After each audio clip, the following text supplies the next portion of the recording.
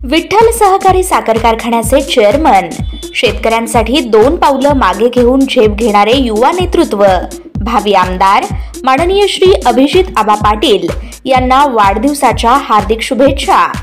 सूर्याप्रमाणे तळपत राहो तुमच्या कर्तृत्वाची ख्याती, प्रेमानं विश्वासानं वृद्धिंगत व्हावी जन्मोजन्मीची नाती। अभिजित आबा पाटील यांना वाढदिवसाच्या लक्ष शुभेच्छा। शुभेच्छुक अभिजित आबा पाटील मित्रपरिवार पंढरपूर।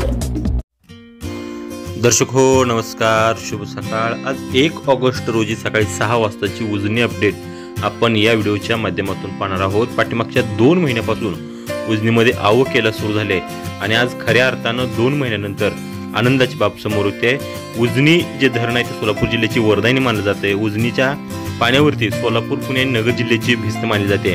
त्यामुळे उजनीच्या वाटचालीकडे आपल्या सर्वांचं लक्ष सातत्यानं लागून असतं।